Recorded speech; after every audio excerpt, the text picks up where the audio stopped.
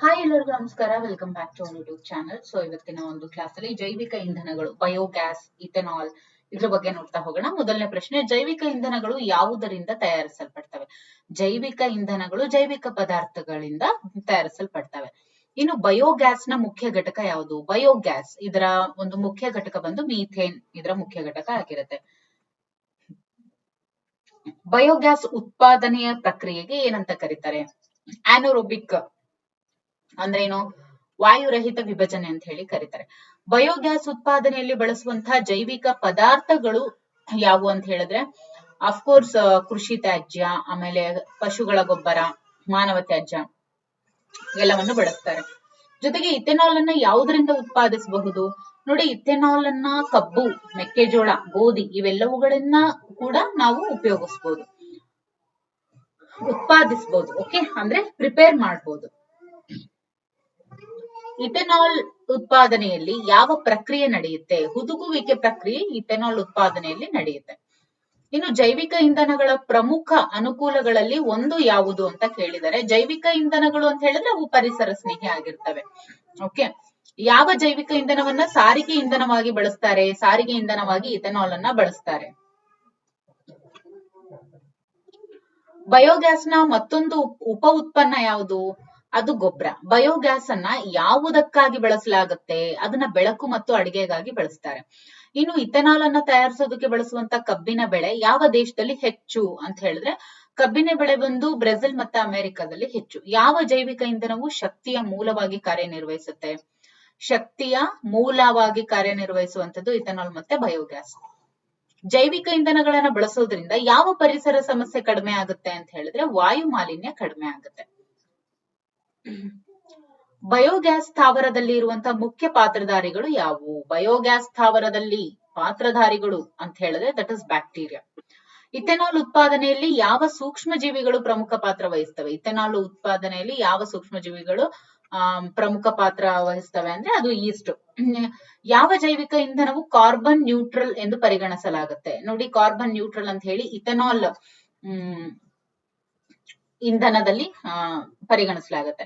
ಇನ್ನು ಜೈವಿಕ ಇಂಧನಗಳನ್ನ ಬಳಸೋದ್ರಿಂದ ಪಳಿಯುಳಿಕೆ ಇಂಧನಗಳ ಮೇಲೆ ಅವಲಂಬನೆ ಕಡಿಮೆ ಆಗ್ತದೆಯಾ? ನೋಡಿ, ಇವಾಗ ನಾವು ಜೈವಿಕ ಇಂಧನಗಳನ್ನ ನಾವು ಬಳಸೋದ್ರಿಂದ ಪಳಿಯುಳಿಕೆ ಇಂಧನಗಳ ಮೇಲೆ ಅವಲಂಬನೆ ಏನಿರುತ್ತಲ್ವಾ, ನಾವು ಇವಾಗ ಫಾಸಿಲ್ ಫ್ಯೂಯಲ್ಸ್ ಮೇಲೆನೆ ಡಿಪೆಂಡ್ ಆಗಿರ್ತೀವಲ್ಲ, ಅದು ಕಡಿಮೆ ಆಗುತ್ತಾ? ಖಂಡಿತವಾಗ್ಲೂ ಕಡಿಮೆ ಆಗುತ್ತೆ. ಇನ್ನು ಬಯೋಗ್ಯಾಸ್ ಉತ್ಪಾದನೆಗೆ ಯಾವ ಹವಾಮಾನ ಪರಿಸ್ಥಿತಿಗಳು ಸೂಕ್ತವಾಗಿದೆ ಅಂತ ಹೇಳಿದ್ರೆ, ಉಷ್ಣ ಮತ್ತು ಆರ್ದ್ರ ಹವಾಮಾನ ಸೂಕ್ತ. ಇನ್ನು ಇಥೆನಾಲ್ ಅನ್ನ ಯಾವ ರೀತಿಯ ಸಸ್ಯಗಳಿಂದ ಉತ್ಪಾದಿಸಬಹುದು? ಕಬ್ಬು ಮತ್ತು ಮೆಕ್ಕೆಜೋಳ ಜೊತೆಗೆ ಗೋಧಿ. ಓಕೆ, ಯಾವ ಜೈವಿಕ ಇಂಧನವನ್ನ ಅಡುಗೆಗೆ ಇಂಧನವಾಗಿ ಬಳಸಲಾಗುತ್ತೆ? ಬಯೋಗ್ಯಾಸ್. ಜೈವಿಕ ಇಂಧನಗಳನ್ನ ಬಳಸೋದ್ರಿಂದ ಯಾವ ಅನಿಲದ ಪ್ರಮಾಣ ಕಡಿಮೆ ಆಗುತ್ತೆ? ಜೈವಿಕ ಇಂಧನಗಳನ್ನ ನಾವು ಬಳಸೋದ್ರಿಂದ ಆಮ್ಲಜನಕ, ನೈಟ್ರೋಜನ್, ಇಂಗಾಲದ ಡೈಆಕ್ಸೈಡ್ ಇವಿಷ್ಟರಲ್ಲಿ ನೋಡಿದಾಗ ಇಂಗಾಲದ ಡೈಆಕ್ಸೈಡ್ ಅನಿಲ ಏನಿದೆ ಅದ್ರ ಪ್ರಮಾಣ ಕಡಿಮೆ ಆಗುತ್ತೆ. ಬಯೋಗ್ಯಾಸ್ ನ ಪ್ರಮುಖ ಉಪಯೋಗ ಅಂತ ಹೇಳಿದ್ರೆ ವಿದ್ಯುತ್ ಉತ್ಪಾದನೆ, ರಸಗೊಬ್ಬರ, ಅಡುಗೆ ಅನಿಲ. ಇನ್ನು ಇಥೆನಾಲ್ ಅನ್ನ ಯಾವ ಉದ್ದೇಶಕ್ಕಾಗಿ ಬಳಸಲಾಗುತ್ತೆ? ರಾಸಾಯನಿಕ ತಯಾರಿಕೆಗೆ, ಸಾರಿಗೆ ಇಂಧನವಾಗಿ, ಜೊತೆಗೆ ಔಷಧೀಯ ಉದ್ದೇಶಕ್ಕಾಗಿ. ಇನ್ನು ಬಯೋಗ್ಯಾಸ್ ಸ್ಥಾವರದಲ್ಲಿರುವಂತಹ ಬ್ಯಾಕ್ಟೀರಿಯಾಗಳು ಯಾವ ಪರಿಸರದಲ್ಲಿ ಕಾರ್ಯವನ್ನ ನಿರ್ವಹಿಸ್ತವೆ? ಬಯೋಗ್ಯಾಸ್ ಸ್ಥಾವರದಲ್ಲಿ ಇರುವಂತಹ ಬ್ಯಾಕ್ಟೀರಿಯಾಗಳು ಆಮ್ಲಜನಕ ರಹಿತ ಪರಿಸರದಲ್ಲಿ ಕಾರ್ಯವನ್ನ ನಿರ್ವಹಿಸ್ತವೆ. ಯಾವ ಜೈವಿಕ ಇಂಧನವು ಪಳಿಯುಳಿಕೆ ಇಂಧನಗಳಿಗೆ ಪರ್ಯಾಯವಾಗಿದೆ? ಯಾವುದು ಅಂತ ಹೇಳಿದ್ರೆ ಅದು ಬಯೋಗ್ಯಾಸ್ ಮತ್ತೆ ಇಥೆನಾಲ್. ಜೈವಿಕ ಇಂಧನಗಳ ಮುಖ್ಯ ಉದ್ದೇಶ ಏನು? ಪರಿಸರವನ್ನ ಸುಧಾರಿಸುವುದು ಅದರ ಮುಖ್ಯ ಉದ್ದೇಶ. ಸೊ ಜೈವಿಕ ಇಂಧನಗಳನ್ನ ಬಳಸೋದ್ರಿಂದ ವಾಯು ಮಾಲಿನ್ಯ ಯಾಕೆ ಕಡಿಮೆ ಆಗುತ್ತೆ?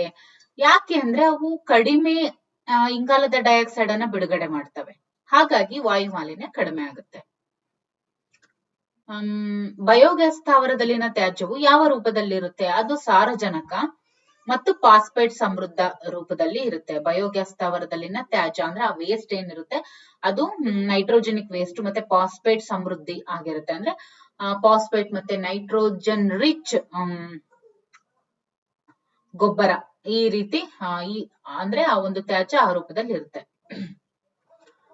ಇಥೆನಾಲ್ ಅನ್ನ ಯಾವ ಉಪ ಉತ್ಪನ್ನಗಳನ್ನ ಬಳಸ್ಕೊಂಡು ತಯಾರಿಸಲಾಗುತ್ತೆ? ಇಥೆನಾಲ್ ಅನ್ನ ಯಾವ ಉಪ ಉತ್ಪನ್ನಗಳನ್ನ ಬಳಸ್ಕೊಂಡು ತಯಾರಿಸಲಾಗುತ್ತೆ ಅಂದ್ರೆ ಅದು ಕೃಷಿ ಉತ್ಪನ್ನಗಳನ್ನ. ಬಯೋಗ್ಯಾಸ್ ಅನ್ನ ಯಾವ ವಿದ್ಯುತ್ ಉತ್ಪಾದನಾ ಘಟಕಗಳಲ್ಲಿ ಬಳಸಲಾಗುತ್ತೆ? ಬಯೋಗ್ಯಾಸ್ ಅನ್ನ ಯಾವ ಒಂದು ವಿದ್ಯುತ್ ಉತ್ಪಾದನಾ ಘಟಕಗಳಲ್ಲಿ ಬಳಸಲಾಗುತ್ತೆ ಅಂದ್ರೆ ಅದು ಗ್ಯಾಸ್ ಟರ್ಬೈನ್ಸ್ ಅಲ್ಲಿ ಬಳಸ್ತಾರೆ ಬಯೋಗ್ಯಾಸ್ ಅನ್ನ.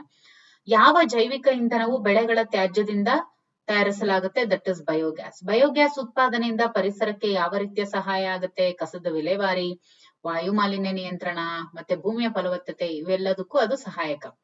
ಇನ್ನು ಯಾವ ಜೈವಿಕ ಇಂಧನವನ್ನ ಪೆಟ್ರೋಲ್ಗೆ ಬೆರೆಸಿ ವಾಹನಗಳಲ್ಲಿ ಬಳಸಲಾಗುತ್ತೆ ಅಂದ್ರೆ ಇಥೆನಾಲ್. ಇಥೆನಾಲ್ ಏನಿದೆ ಇದನ್ನ ಪೆಟ್ರೋಲ್ಗೆ ಬೆರೆಸಿ ವಾಹನಗಳಲ್ಲಿ ಬಳಸಲಾಗುತ್ತೆ. ಯಾವ ದೇಶವು ಇಥೆನಾಲ್ ಅನ್ನ ಹೆಚ್ಚು ಬಳಸುತ್ತೆ? ಇಥೆನಾಲ್ ಅನ್ನ ಹೆಚ್ಚು ಬಳಸೋದು ಬಂದು ಅಮೆರಿಕ ಮತ್ತು ಬ್ರೆಜಿಲ್. ಬಯೋಗ್ಯಾಸ್ ಉತ್ಪಾದನೆಯಿಂದ ಯಾವ ಅನಿಲವು ಹೊರಬರುತ್ತೆ? ನೋಡಿ, ಬಯೋಗ್ಯಾಸ್ ಉತ್ಪಾದನೆಯಿಂದ ಯಾವ ಅನಿಲ ಹೊರಬರುತ್ತೆ ಅಂತ ಹೇಳಿದ್ರೆ ದಟ್ ಇಸ್ ಇಂಗಾಲದ ಡೈಆಕ್ಸೈಡ್ ಮತ್ತು ಮೀಥೇನ್. ಓಕೆ, ಇಂಗಾಲದ ಡೈಆಕ್ಸೈಡ್ ಮತ್ತು ಮೀಥೇನ್. ಬಟ್ ಅದು ಕಡಿಮೆ ಅಮೌಂಟ್ ಅಲ್ಲಿ ಬರುತ್ತೆ, ಯಾವುದು ಇಂಗಾಲದ ಡೈಆಕ್ಸೈಡ್. ಇನ್ನು ಯಾವ ಇಂಧನವು ಹಸಿರು ಇಂಧನ ಅಂತ ಹೇಳಿ ಕರಿತೀವಿ ಅಂತ ಹೇಳಿದ್ರೆ ದಟ್ ಇಸ್ ಜೈವಿಕ ಇಂಧನ. ಗ್ರೀನ್ ಫ್ಯೂಯಲ್ ಅಂತ ಹೇಳಿ ಬಯೋಫ್ಯೂಯಲ್ ಅನ್ನ ಕರೀತಾರೆ. ಇಥೆನಾಲ್ ಅನ್ನ ಯಾವ ರೀತಿಯ ಪದಾರ್ಥಗಳಿಂದ ತಯಾರಿಸಲಾಗುತ್ತೆ? ಸೆಲ್ಯುಲೋಸ್, ಲೆಗ್ನಿನ್, ಸ್ಟಾರ್ಚ್, ಇವೆಲ್ಲ ಪದಾರ್ಥಗಳಿಂದ ಇಥೆನಾಲ್ ಅನ್ನ ತಯಾರಿಸಲಾಗುತ್ತೆ. ಜೈವಿಕ ಇಂಧನಗಳನ್ನ ಬಳಸೋದ್ರಿಂದ ಕೃಷಿಗೆ ಯಾವ ರೀತಿಯ ಸಹಾಯ ಆಗುತ್ತೆ? ಕೃಷಿ ಉತ್ಪನ್ನಗಳ ಬೆಲೆ ಹೆಚ್ಚಾಗುತ್ತೆ, ಕೃಷಿ ತ್ಯಾಜ್ಯವನ್ನ ಮರುಬಳಕೆ ಮಾಡಲಾಗುತ್ತೆ, ರಾಸಾಯನಿಕ ಗೊಬ್ಬರದ ಅವಶ್ಯಕತೆ ಕಡಿಮೆ ಆಗುತ್ತೆ. ಸೊ ಇಲ್ಲೇ ಅದರ ಉಪಯೋಗ ಕೂಡ ಇರುತ್ತೆ. ಇನ್ನು ಬಯೋಗ್ಯಾಸ್ ಅನ್ನ ಪ್ರಮುಖ ಉಪಯೋಗ ಏನು? ಬಯೋಗ್ಯಾಸ್ ನ ಪ್ರಮುಖ ಉಪಯೋಗ ಏನು? ಪ್ರಮುಖ ಉಪಯೋಗ ಬಯೋಗ್ಯಾಸ್ ಅಂತ ಹೇಳಿದ್ರೆ ಶಕ್ತಿಯನ್ನು ಉತ್ಪಾದಿಸೋದು, ಜೊತೆಗೆ ಕಸ ವಿಲೇವಾರಿ. ಇನ್ನು ಇಥೆನಾಲ್ ಅನ್ನ ಯಾವ ರೀತಿಯ ಸಸ್ಯಗಳಿಂದ ಉತ್ಪಾದಿಸಬಹುದು? ಇಥೆನಾಲ್ ಅನ್ನ ಯಾವ ರೀತಿಯ ಸಸ್ಯಗಳಿಂದ, ಇವಾಗ ಸಸ್ಯಗಳಿಂದ ಉತ್ಪಾದಿಸಬಹುದು ಅಂತ ಹೇಳಿದ್ರೆ ಇಥೆನಾಲ್ ಅನ್ನ ಯಾವ ರೀತಿಯ ಸಸ್ಯಗಳಿಂದ ಉತ್ಪಾದಿಸಬಹುದು ಅಂತ ಹೇಳಿದ್ರೆ ಕಾರ್ಬೋಹೈಡ್ರೇಟ್ ಬೆಳೆಗಳು. ಓಕೆ, ಕಾರ್ಬೋಹೈಡ್ರೇಟ್ ಬೆಳೆಗಳು ಏನಿರ್ತಾವಲ್ಲ ಅವುಗಳಿಂದ ಈ ಒಂದು ಇಥೆನಾಲ್ ಅನ್ನ ಉತ್ಪಾದಿಸಬಹುದು.